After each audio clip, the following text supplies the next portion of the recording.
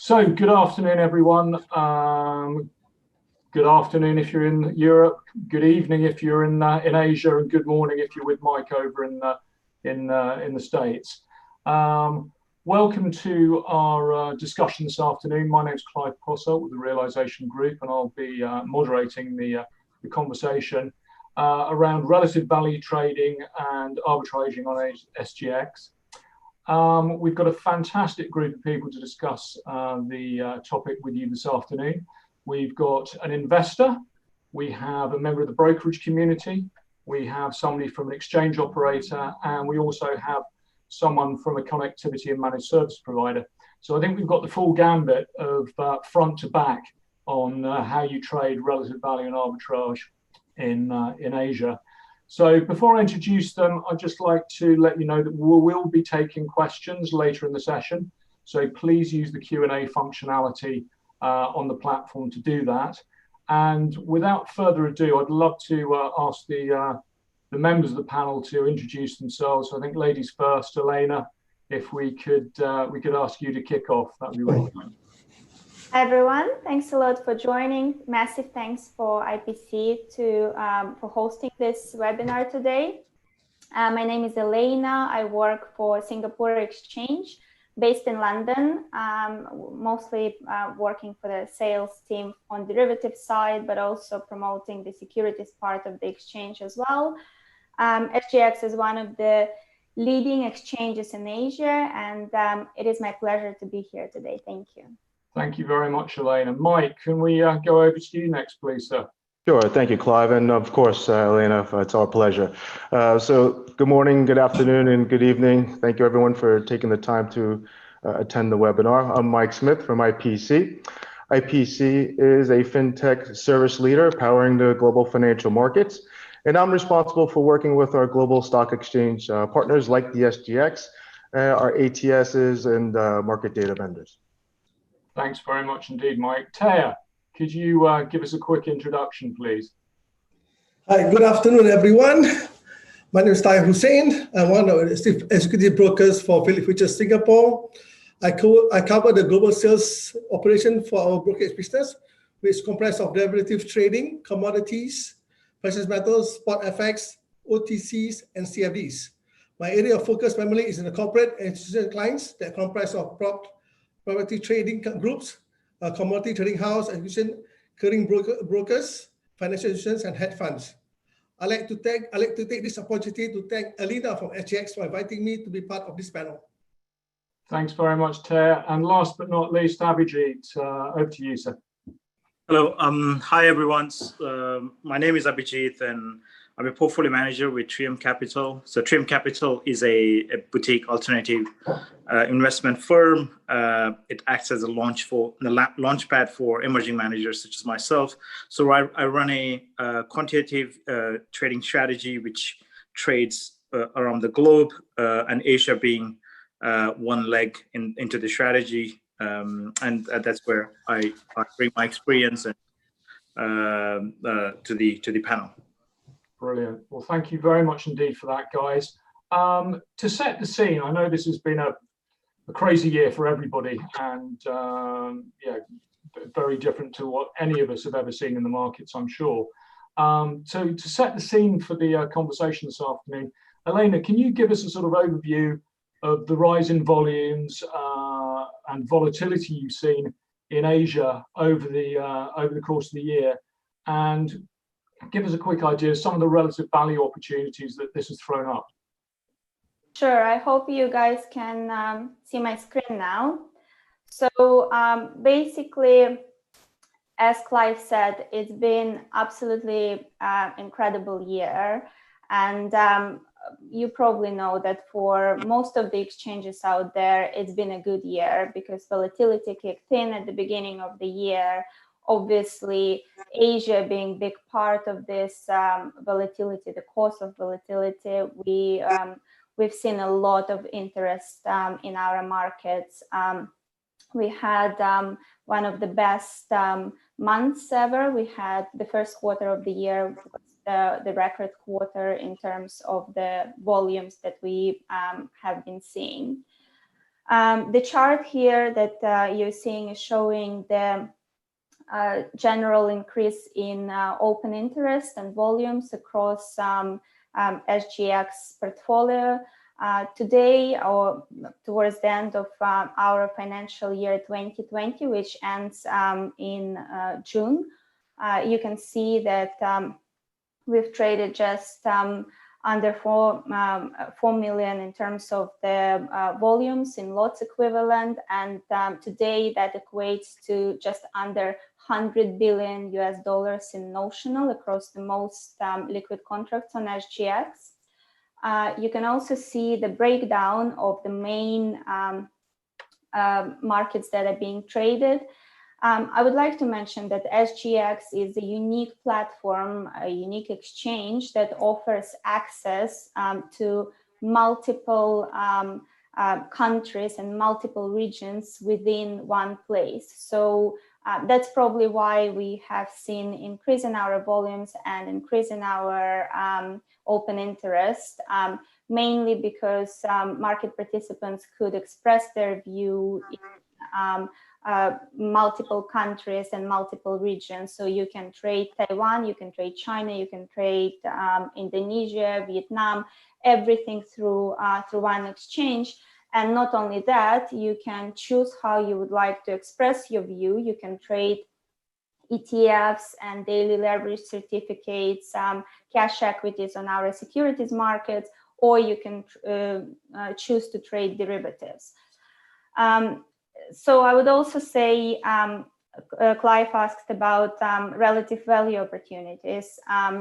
And indeed, what we have seen since the beginning of the year, and more so around COVID time, when COVID kicked in, is that multiple Asian economies became very intercorrelated.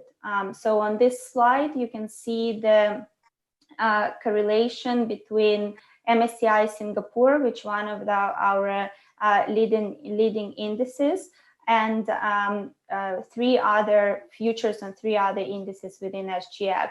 Nikkei 225, which is Japan, FTSE China A50, which is China, and Nifty 50, which is India.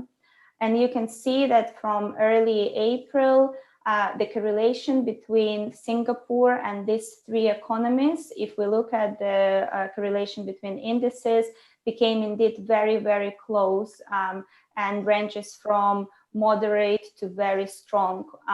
It's obviously used to be very cyclical, but now we stepped into the time where it's a close, very strong correlation between multiple Asian economies, which by itself brings relative value opportunities within one market. And I think later we'll talk about cross exchanges, arbitrage and relative value. So I'll leave it here for now. Fantastic. Thank you very much, Elena. Given above what we've been speaking about, we've had specific interest growing in Asia from an investment standpoint.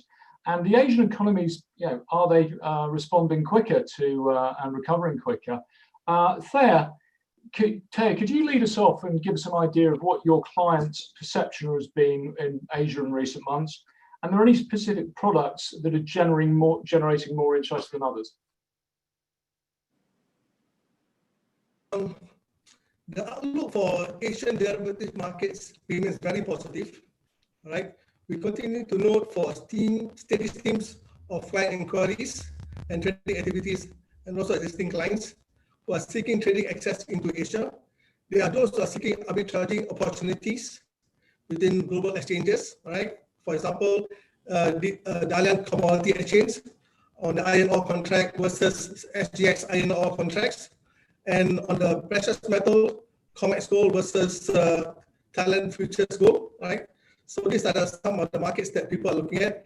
And if we take a closer look back home in Singapore, we do see much excitement in the domestic landscape as SGX launches new products, which include the FTSE equity indices, like single stock futures and the REIT futures contract. In the commodity space, Asia continues to be increasingly important as many developing countries increase their standard of living and growth their presence as a consuming countries. China, which is one of the world's largest consumer of commodities, has stepped up with new commodity futures contract to provide relevant benchmarks in Asia. The internationalizations of Chinese futures contract has also given much buzz to the global derivatives community.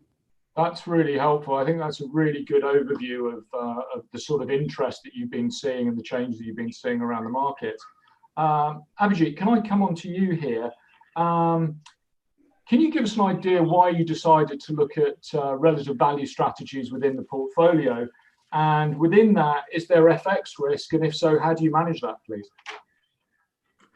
Certainly, and I think that's a very good question, because I think that's the very thesis of our strategy. I mean, that's what I've been trading all throughout my career. As to what we aim to do is to deliver returns, consistent returns for our investors, and relative value type of strategies. They bring up an orthogonal return stream compared to traditional quant strategies that large scale trend followers do. So A, it adds diversification to our investors. B, the return risk-reward characteristics of this such relative value strategies, they do appeal not just to myself, but even for our investors. So in that regard, we feel that, well, the addition of newer markets, addition of, let's say, Asian markets, I mean, can we look for relative value opportunities in Asia, which will add further further orthogonality of alpha driver or return stream into our portfolio. And so we look at more, and that's how we look at more top-down view, like, okay, we want to add relative value stream, relative value alphas in our strategies in our portfolio, and then can we also diversify it across the region? So that's how it trickles down. That's great. Yeah, and in terms of FX, I mean, FX is inherent risk because we trade majority of global macro markets, futures, FX, indices, commodities, and so there is inherent FX risk. But then we do not explicitly hedge the FX risk as such when we are trading Asian contracts, for instance, because there would be offsetting positions on the FX or on the FX forwards or FX future side of things, and so that's how we manage our FX risks in the scheme of grand things. Thanks very much, Abhijit. So obviously, Tara has been telling us that there's been a lot of interest coming from their customers. Abhijit's told us about the sort of opportunities he's seeing managing FX risk.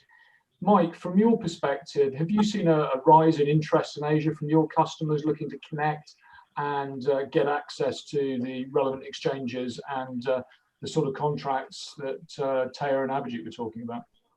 Yeah, thanks, Clyde. Yes, in general, yeah, we have seen an interest in our product portfolio in the Asian markets. You know, investors seeking alpha, and as Elena had said earlier, you know, the volatility in the marketplace has created that, perfect storm, if you will, where our customers are looking to get into different markets. You know, IPC does have 7,000, capital market participants on our network in 750 cities across 60 countries.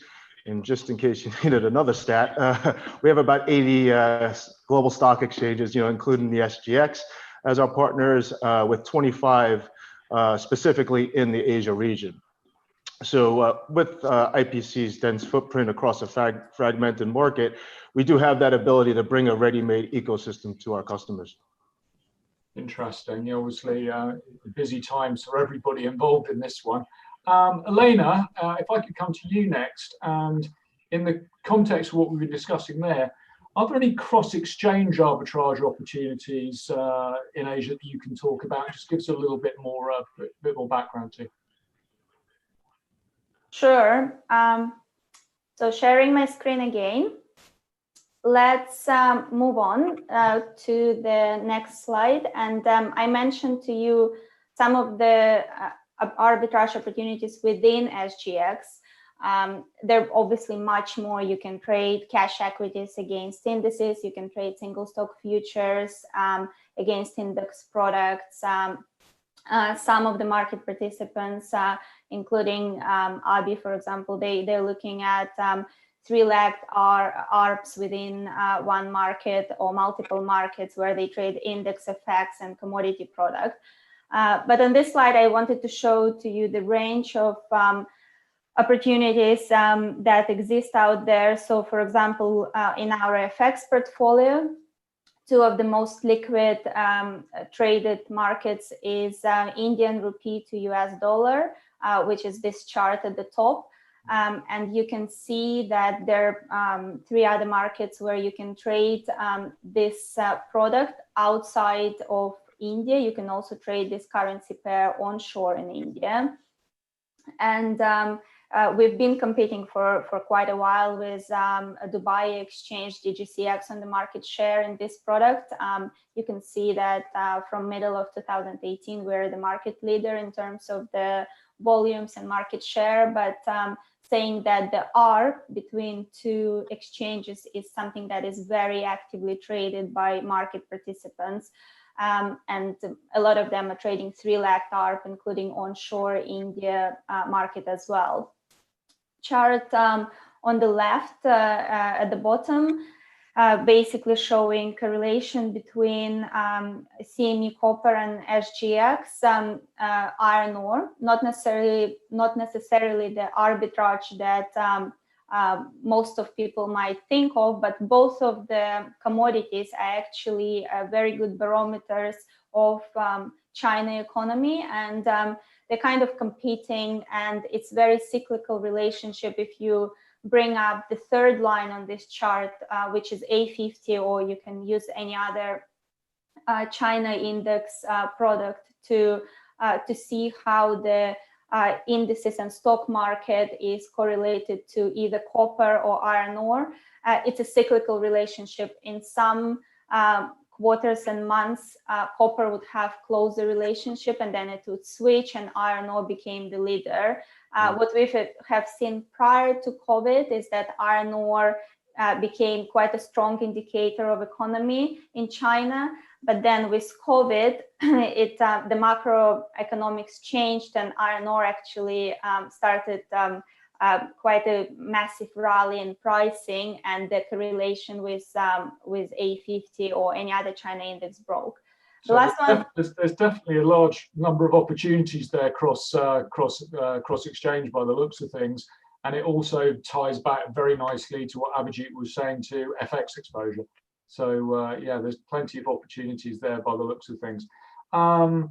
If I could move on a little bit, you know, we've obviously seen there's been a lot of interest, there's been a lot of volatility, there's loads of products you can trade. SGX provides, you know, for some of them, one-stop shop to trade those ARBs. I think one of the things we'd like to understand for people dialing in is how difficult is it actually to access the Asian markets, including Singapore? Mike, can you just give an overview of how clients can access these trading opportunities from a technical perspective? Yes, Clive. Connexus Cloud is an enabler where we can easily facilitate, you know, access into Singapore as well as the other Asian markets. IPC has the ability, what I'll call, to provide the 4 Cs. And I'm not talking about cut, clarity, color, or carat weight here. I'm talking about something more important like co-location, right? The ability to host our customers close to the exchange, right? To be one hop away, so to speak, providing compute power. So the ability to spin up servers to your spec and be able to manage that for you or unmanaged. Connectivity, so providing that connectivity into that co-location facility outbound to your centralized location. And then content, so SGX market data coming into your server, so to speak, right? So IPC does have that ability, like I said earlier, is to provide that turnkey solution, whether that be for a DMA solution or even a market data collections network. That's great. So you can offer the whole lot, one-stop shop. Here we go. We want to trade Asia. Let's get stuck in. That's absolutely. And you know, for relatively you know, so for RV strategies, you know, as Elena posted up on our slide earlier, some of those exchanges, you know, we have that ability to provide that content into your server. So if you want to have that strategy, a one-stop turnkey solution, we do have that ability. That's great. Thanks, Mike. Abhijit, can I just go on to you here? You discussed your strategy as being fully quant, and we've looked at FX exposure. Because it's quantitative, do you trade on a low latency basis, or is latency something that's not as important for you given your investment horizon? So we operate in a medium frequency horizon. Well, medium frequency is a relative term, but let's say we are not HFT by any nature, so we don't need the latency requirements. Our latency requirement is not as high as the HFT firms would have when they are trying to do the relative, let's say, cross-exchange arbitrage or cross-product arbitrage. And we are not slow either, as what a typical trend follower do. So our holding period tends to be a week, up to a week or so. And then for types of strategies, or the types of relative value opportunities that we are looking for, are not necessarily latency hungry. So we rely on, when the execution tends to be passive. We might be changing positions on an intraday basis, but then the requirement won't be as fast as an HFT strategy would do. So it is fairly low latency requirement. You've mentioned a couple of other sort of participants with different investment horizons, HFT, traditional trend followers, etc. How important is it for your opportunities that you see to trade different strategies, that there's diverse liquidity in the market? Yes, definitely. I mean, I think both the players that, as I mentioned, I mean, having a diverse players within the market, it's extremely important for me, because the HFTs, the types of inefficiencies that we capture are created by the market participants, and may be the HFTs or the trend followers, which have gathered assets into it, so they influence the prices, and also the hedgers. I mean, so I think that Thea mentioned was that they have commodity houses who are asking for certain types of the hedging exposures, and they would be trading into these markets, placing their hedges and so on. So having that a wide range of behavioral patterns or behavioral dispersion within the marketplace is extremely important, because that's when we are seeing those short-term leaving rate value opportunities that we can exploit through our models. Yeah. So it's a diversity, and I think that's what we see in the Asian market growing up. And as Elena mentioned, the liquidity is growing up, but that also means that the dispersion or the diversity of these market participants is increasing over time in Asian markets. And as let's say IPC like platforms, the more ease of access that they give to quant traders, and also any platform providers or any traders, it creates a healthy competition between the market participants, and that's how the risk transfer can take place and give us opportunities to harness that alpha. Yeah, I thought you would probably say that's the case, and it does offer up more opportunities. Taya, coming on to you, you've discussed you have different types of clients, commodities, straight futures players, etc. And I'm assuming more latency sensitive people as well. Do you provide low latency access to the markets for your customers, and how important is that for them, please?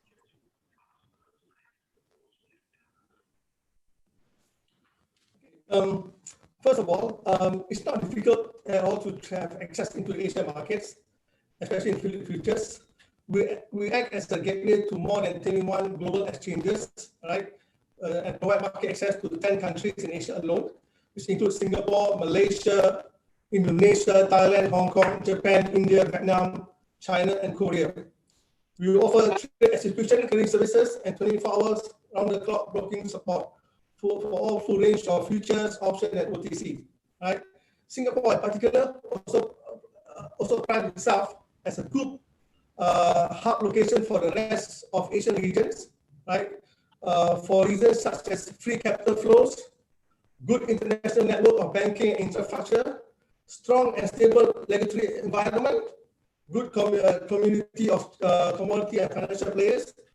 On the subjects of low latency solution, we offer both direct market access, DMA, and co-location services into SGX. Yeah. We're also able to offer these services on other exchanges like Asia Pacific Exchange, Bursa Malaysia, CME, DGCX, JPX, right?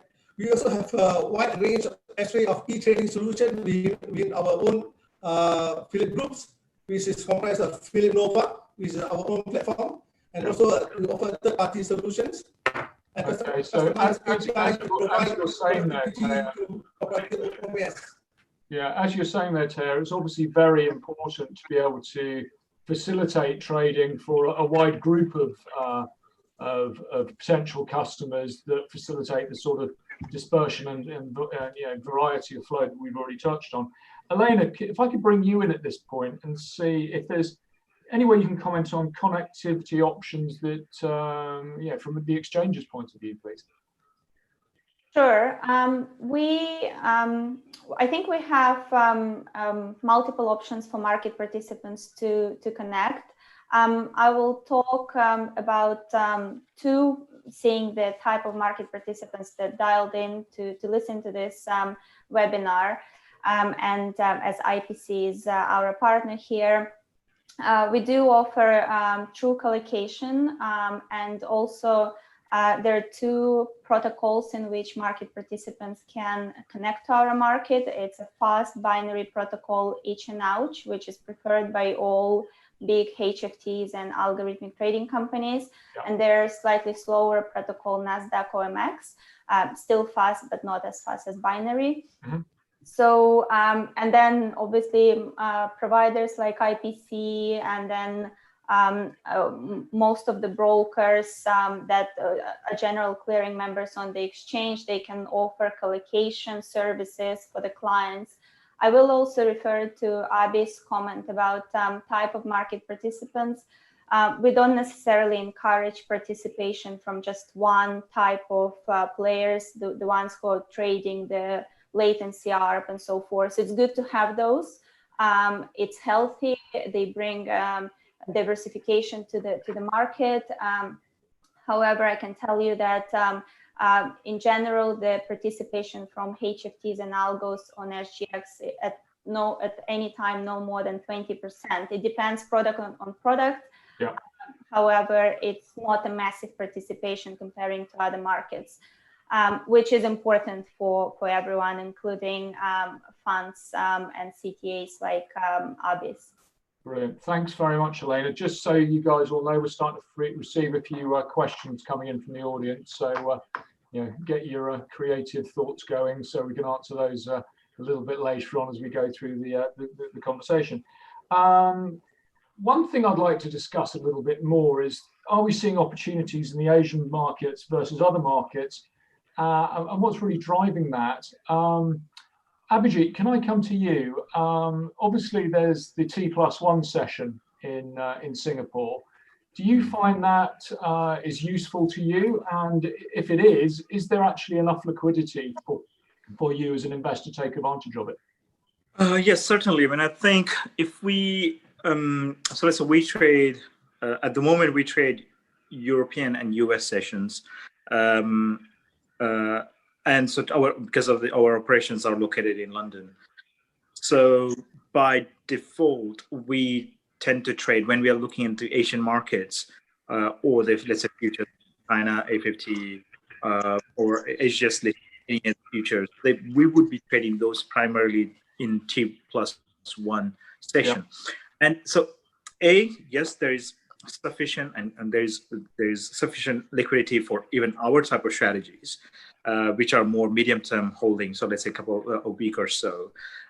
So there is enough liquidity, and most important, even though we are not HFT, it is also important how the execution looks like. I mean, what are the slippages in terms of when we are placing the trades in the market.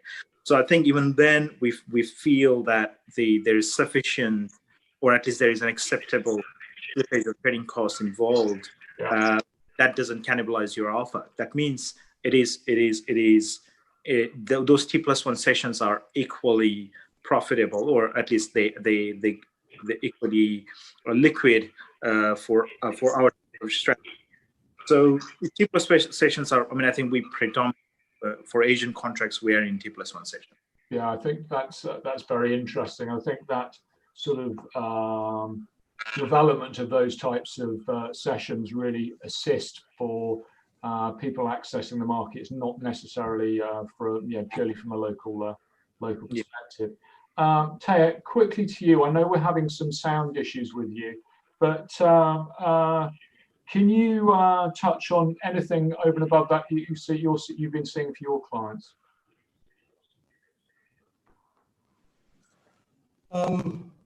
I think the global landscape has become increasingly competitive. There are more frequent product listings by global exchanges. Yeah. It's a good thing in my opinion. It's a lot for arbitraging opportunities and improve market liquidities, right? We already have proprietary trading groups, HFTs, arbitragers, market makers, liquidators who are on low latency, set up to take advantage of trading opportunities within Asia and global markets.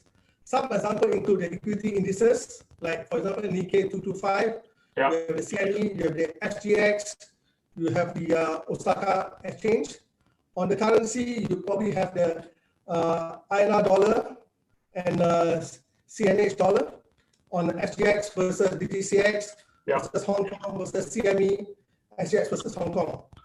On commodities, of course, you have, as I mentioned earlier, Dalian iron ore versus SGX, iron ore versus Hong Kong iron ore contract. And on the gold markets, you have the Hong Kong versus Thailand versus CME. Yeah, so you've seen multiple opportunities coming in and seeing that interest from your customers, as you touched on earlier. Elena, we're talking about potentially trading multiple products on a single exchange. What are the real benefits of that, and what are the main benefits? Sort of briefly, if you could touch on that, please. Sure. Let me share my screen again. So there are multiple benefits of trading multiple products on SGX, but I'll first outline the main benefits of trading any product on SGX. So most of our products are US dollars denominated. It's a great advantage especially for large asset managers, especially from the States, but also European ones. Yeah. They love trading US denominated products. Makes it a lot easier. Exactly. Most of the products are CFTCs approved. So again, massive advantage. You don't need to go into any regulatory issues. You can get involved. And it's important because even if the hedge fund or CTA is based in Asia, a lot of their investors will be coming from the States. So unless the product is CFTCs approved, it can't be traded. Managers cannot invest in this product. The third one that we've discussed is the T and T+1 zone or trading sessions. Taya mentioned already that there's plenty of liquidity in T+1, which is covering European and US trading hours, and it is a misconception that Asian exchange can only be liquid and could only be traded out of Asia. Yeah. Finally, the slide that you're seeing at the moment, hopefully it's the margin offset. So you can see here the codes for different products, equity and FX. For whatever reason, we didn't include commodities in here, but trust me, commodities are also margin offset against other products. And you can see that for most of the products, the margin offsets are over 50%, and for some of them, they're in the regions of 70–80%. So if you trade multiple products on SGX, your portfolio all of a sudden becomes quite capital efficient, as you don't need to put as much capital with your broker. Yeah. So these are main advantages, basically. That's brilliant. I think that is very, very clear that the US dollar listing, the CFTC acceptance, and that margin offset makes a significant advantage. Mike, if we're looking at people looking to access these markets, I think given the multitude of opportunities, I think it's probably really important to get very quick return on investment. And if they're going to go into a strategy, they want to either make it work or fail early and get out and move on to something else. How easy is it? How quick is it to be able to do that for your customers, looking at trying to get into Asia and see if they can get some real return on that investment, or actually just liquidate and move on to another opportunity? To be honest, Clive, it's rather quickly, right? So once you're connected to IPC's Connexus Cloud, it's just a matter of days to enable the SGX markets across that infrastructure. Depending on the solution that you desired, if you wanted the 4 Cs, then obviously it's a little bit more than a couple of days to set up a server, but we can enable that. We are also supporting partner the SGX with providing the transport and access into their Chicago Liquidity Hub. So for folks in the States that do not want to have a presence in Singapore direct, we can provide that access here in the States. And like Elena was just talking about, the products that are being traded are CFTC approved, right? So we do have that ability today to provide that access. Yeah. And customers are realizing the secure, reliable, unified access that Connexus Cloud can provide to our customer base. It helps our customers reduce their footprint size, as well as seeing a greater savings on their TCO across their full trading estate. And like I said earlier, including the SGX, we have 25 liquidity venues in the Asian markets that we can quickly connect to our capital market participants. That's really interesting. So there is a real ability to be able to get access really very, very quickly. Technology is a constant change, and especially drives a lot of the changes in market structure these days. And it'd be interesting to just talk about how that's affecting things evolving in Asia. Abhijit, can I come to you? How do you research the different opportunities that are throwing themselves up and the types of things we've discussed? Is that something you have a team in-house doing, or do you look to your brokers such as Tear to raise those opportunities for you so you can dig into them more deeply? Yes, certainly. So as a part of I think our DNA is to keep constantly looking for alpha opportunities or orthogonal alpha opportunities. And yes, we have team in-house to do the carrying on the research and look for new ideas, look for new ways of capturing these inefficiencies in our portfolio. But it's not always sufficient, because yes, we are quants, we have certain view of the market, we try to understand the market in particular in a very quantitative lens, but then definitely the brokers, when they give us their insight as to what participants are coming into the market, what sort of opportunities are out there, which are not yet harnessed by, which are not yet captured by many participants. So you can look into that direction. So giving that market insight and market participant insight is certainly useful for us. So brokers add extremely, they add value to our research process in many ways. And on the other side of things, it's also the exchanges themselves, when they promote their products and they start to getting creative. For example, the research piece that Elena exhibited at the beginning of the presentation, this is what helps us as well. That great exchanges get creative around the product, and before that alpha dies, we can capture it as well. So that dialogue between the exchanges and can also help us to get new ideas of alpha opportunities that exist out there. So it is, and just like market participants, it's also the market facilitators are also adding a great value to our research process. That's really very interesting. So it's a real combination and teamwork between yourselves and the brokerage community to find that, from what you're saying there. Elena, an example of market structure change that's driving opportunities here is when Nifty will move over to Gift City. Can you give us a bit of an idea of what you think is going to happen when this comes in?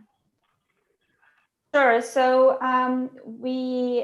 maybe not everyone is aware, but we reached the agreement with the NSE that our key product Nifty 50 will eventually move for trading in Gift City, Gujarat International Financial Center in India. We issued the press release just a couple of weeks ago confirming that it's still happening. It was meant to happen by the end of December this year. It has been postponed now. So one thing I can tell to market participants that there is plenty of time to get prepared, because it's not happening as soon as we were expecting. And there's a big technology work that would need to be done to make it happen, obviously. So it's great to have guys like IPC partnering with us on other projects, like IPC, for example, providing the POP for us in Chicago, which enabling a lot of market participants in US, not even to leave US and stay in the States and trade SGX out of the POP there. So I'm sure move to Gift City will bring additional trading opportunities, latency ARP opportunities, pure ARP opportunities, whatever it is, but it's not going to happen as soon as we were expecting. Yeah. Now, generally speaking, with India, it's a very close relationships, and there are multiple products that could be ARPed against onshore India. And as I mentioned earlier, it's taking place in INR, USD futures. But also we have, for example, single stock futures on components of Nifty 50 listed on SGX.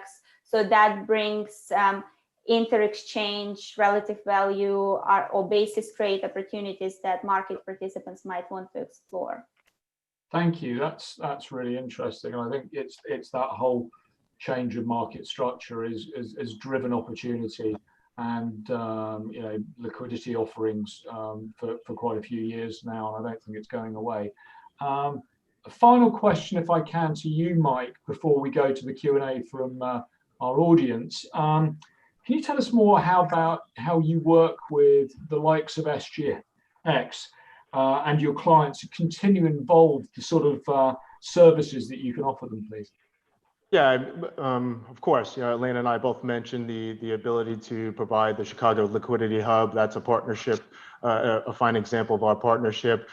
Supporting customer strategies. You're talking about FX hedging earlier.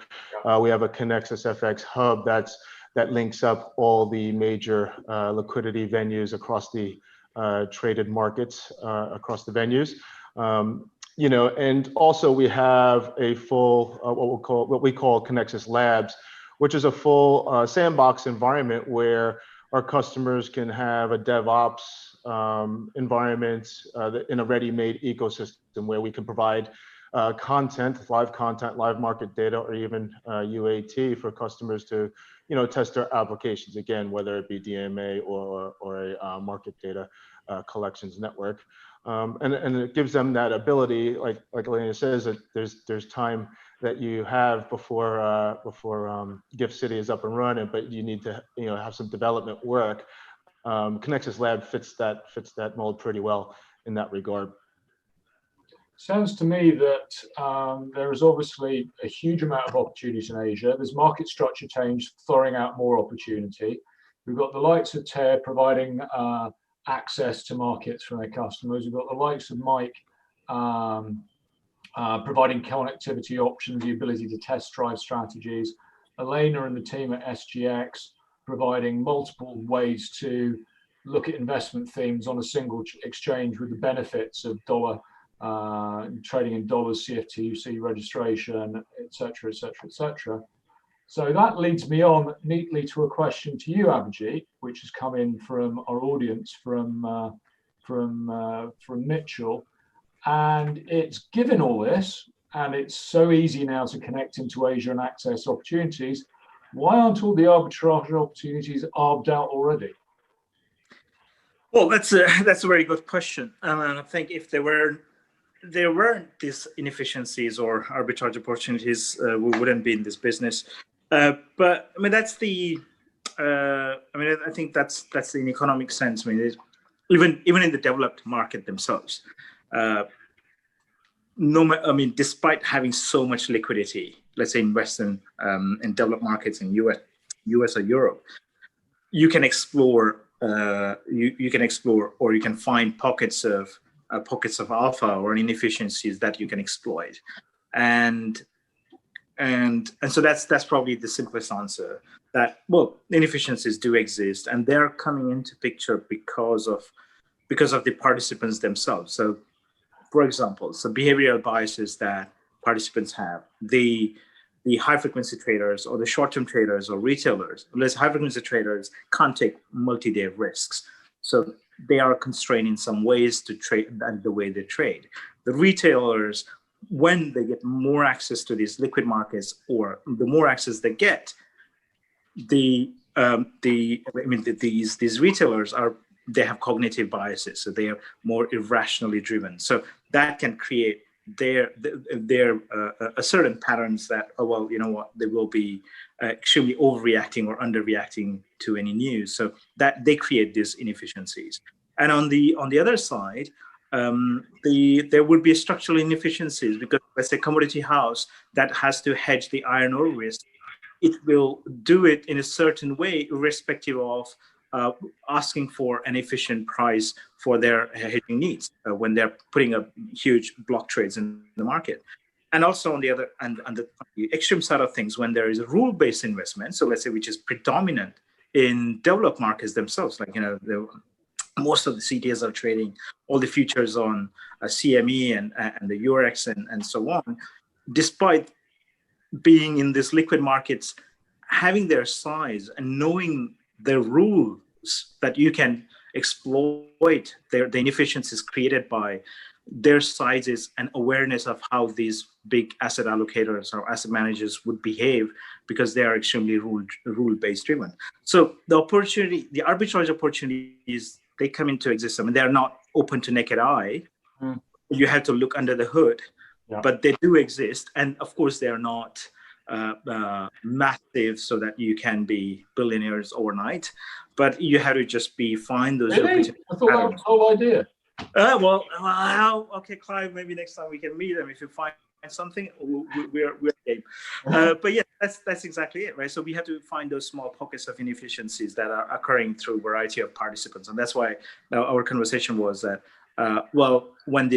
so for the ecosystem to exist, and I think that was a good point Elena raised as well, that you need a diversity of the market participants in an exchange or in a product, and that's what's creating these inefficiencies.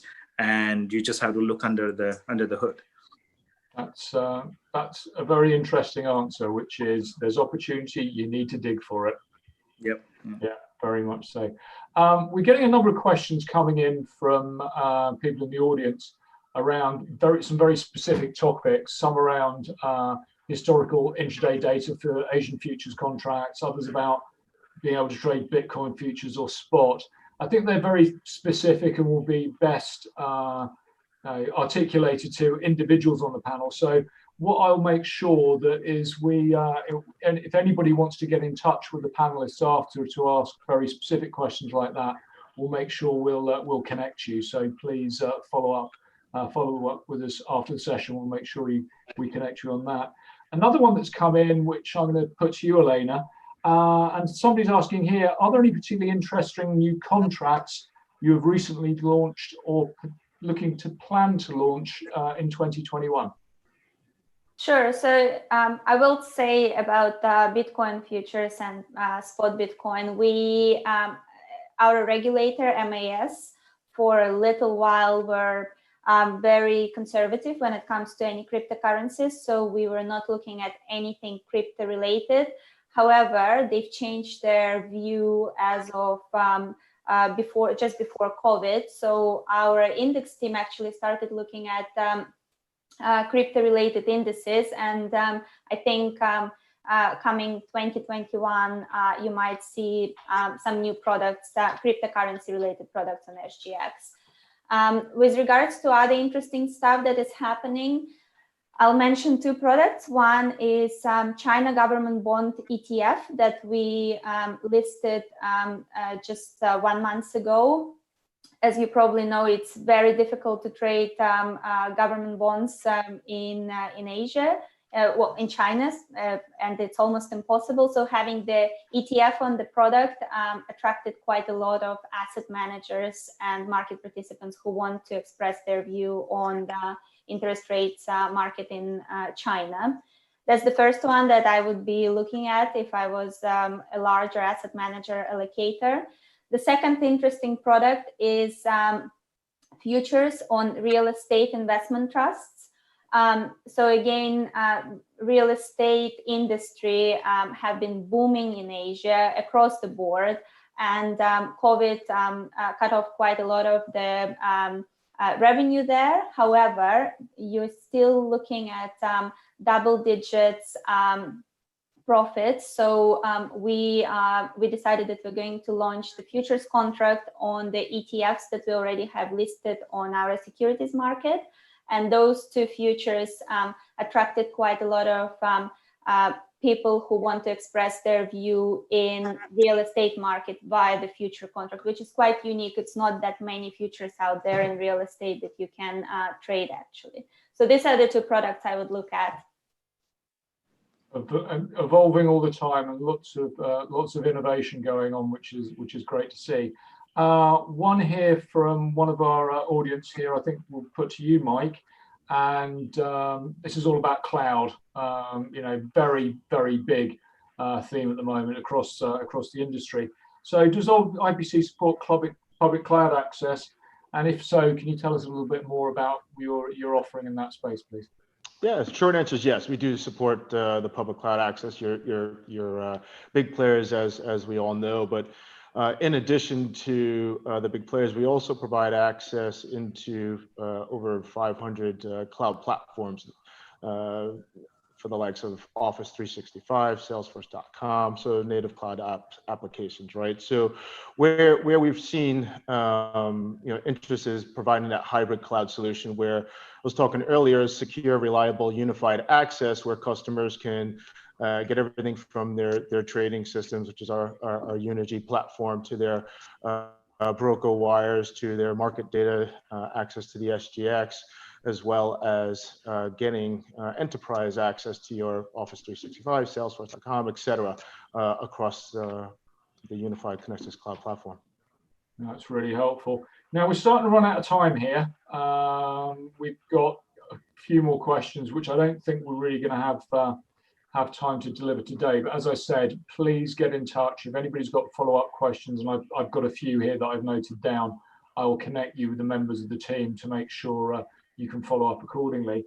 But as a sort of wrap-up question to you all, I'd like to sort of go around the room a little bit, is what do you see as the most important drivers to expand investment opportunities in Asia in the coming months? Abhijit, as an investor, probably let's come on to you with that first. If you could give that some thought, please. Certainly. I think Asia is definitely,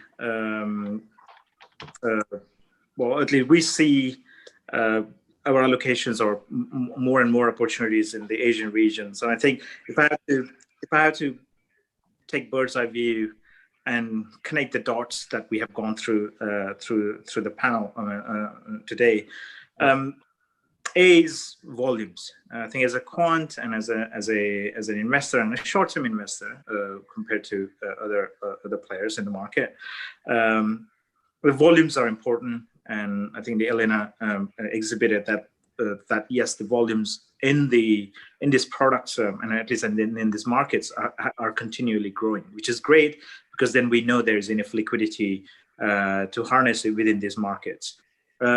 B, the volatility. I think that's very attractive for relative value type of strategies, because whenever there is a volatility, it drives the correlations higher, and not so wide dispersions exist in the market, because then what relative value type of strategies tend to do, they are trading similar assets and hoping that the dislocations or the dispersion doesn't go haywire.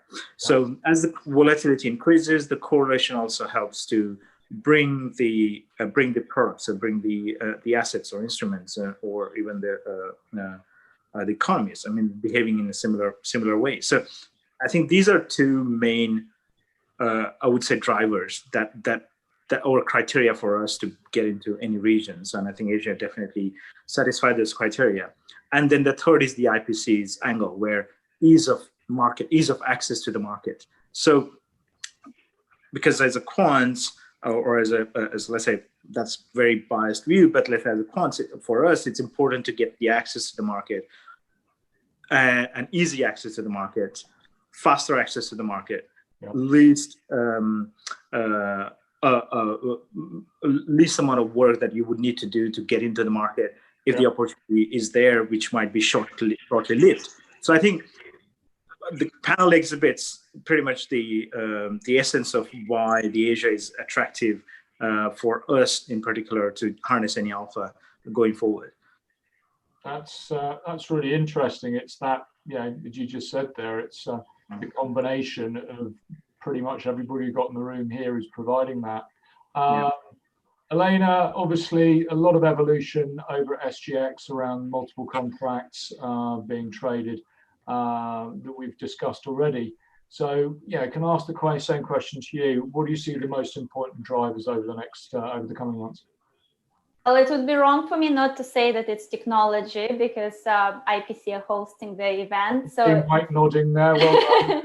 So it is technology to start with, but I think it's important to for everyone to realize that the influence and impact of Asia on macroeconomics is becoming stronger and stronger. So that's kind of the driving factor for everyone. That's why everyone is looking at Asia in general, China to start with, but then other countries like Taiwan as well. So I think, and we as an exchange are there to provide new innovative ways of investing in those countries via futures or securities markets. It's all down to you, Mike. So I think I'm going to leave the final words to you, because you're obviously the most important person in the room, given you can provide the connectivity access. I'm being a little bit flippant there, but if you could give us some closing thoughts around where you see things evolving over the next little while. Well, I definitely appreciate the kind words, Elena and Abhijit. But as Abhijit said, investors are always going to be seeking alpha and liquidity, right?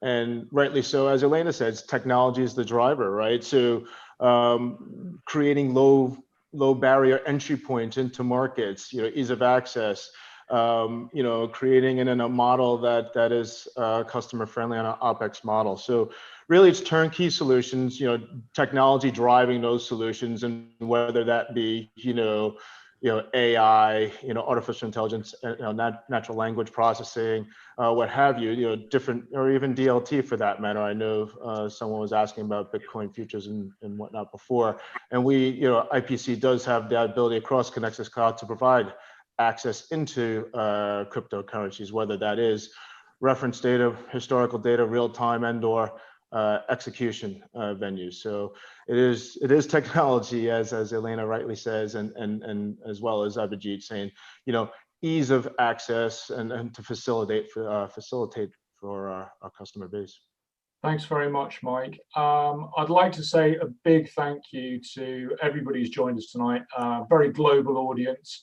I'd specifically like to thank Taya and Abhijit, who joined us late in the evening over in Singapore. Taya, apologies, we've had some sound issues, so I'm sorry we couldn't bring you into the conversation more, but thank you to everybody else in the team. Thank you very much to IPC, and as I've said before, we will connect anybody who wants to follow up directly, and thank you very much for joining. Have a very good evening, afternoon, or rest of the day for you, Mike, and anybody else who's joined us from North America.